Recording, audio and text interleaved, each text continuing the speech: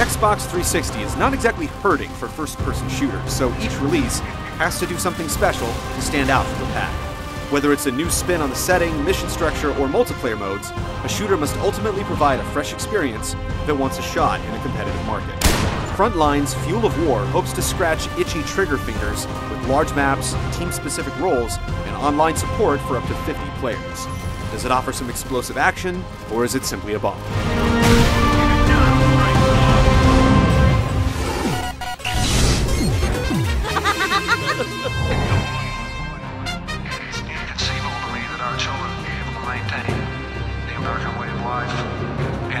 The setting is 2024, and the world as we know it has changed. Years of Paris Hilton, Britney Spears, and Hannah Montana has plunged the planet into utter despair and chaos. There's also an oil shortage thing, which may have caused a few problems along the way. Overcrowding, famine, and disease have consolidated the nations into two rival superpowers, the Western Coalition and the Red Star Alliance. Both sides are fighting over the precious commodity known in some circles as black gold or Texas tea. Apparently, biodiesel didn't quite catch on as well as hoped. In the game's single-player campaign, you'll play as a Western Coalition fighting force known as the Stray Dogs. Their mission is to claim contested territory in hotspots across the globe. An embedded reporter will help document the war effort, but it's up to you to ensure the Stray Dogs' bite is as strong as their bark. It's the same old resources are drying up so the world is at war plot we've seen before, and there aren't many new twists on the formula in Frontlines. This World War III, Princeton?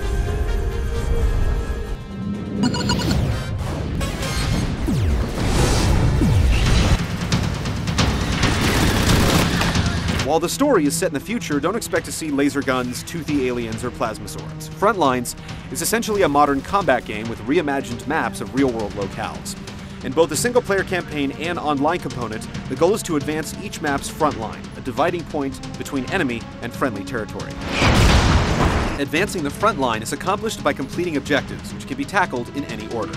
Yet instead of focusing on one main task, you're typically presented with several at once.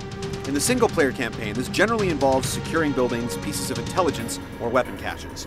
Online goals generally consist of defending areas and capturing key checkpoints on a choice of 8 maps. Fortunately, you'll know precisely where each goal is located on the map.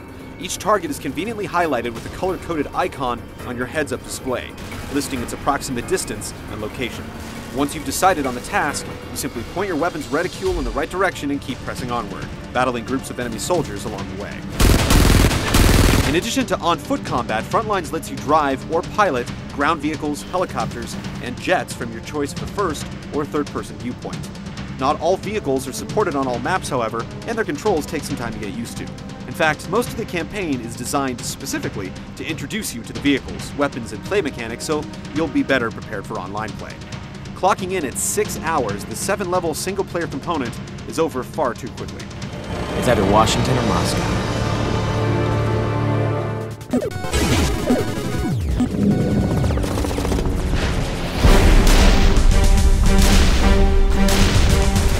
What makes Frontlines fun to play is an online component that offers diversity in weapons and roles. On-screen soldiers can choose from 6 weapon loadouts: assault, heavy assault, sniper, anti-vehicle, special operations, and close combat. Each group features a distinct primary weapon, pistol, and type of explosives. Characters are further defined by one of 4 roles, ranging from ground support and EMP tech to drone tech and air support. A drone tech, for example, can guide a remote-controlled helicopter to scout out enemy locations or even take out a soldier or 2 while self-destructing. Ground support repairs damaged vehicles, while air support calls in aerial strikes to take out specific targets. EMP techs are invisible on radar and can spot rival drones and their operators. Each role also features a 3-level ranking system, granting you cool new abilities, such as deploying portable sentry guns or EMP generators to incapacitate nearby vehicles and drones.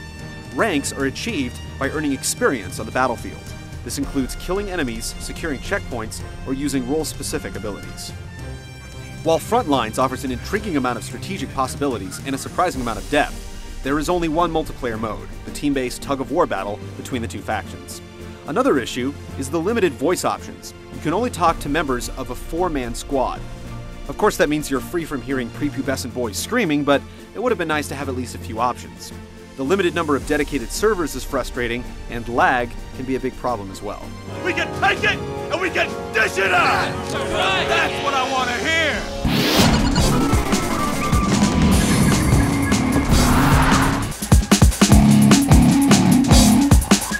While the world in Frontlines is not as detailed as the environments found in Call of Duty 4, Gears of War, and BioShock, it is more ambitious from a content standpoint. Vehicles, remote-controlled drones, aircraft, ground troops, and explosions help contribute to a visceral, exciting presentation.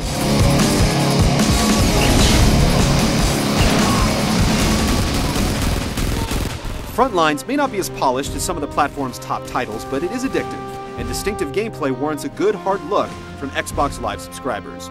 Those hoping for an in-depth solo campaign should look elsewhere to satisfy their story-driven shooting, as what's included is short and largely forgettable.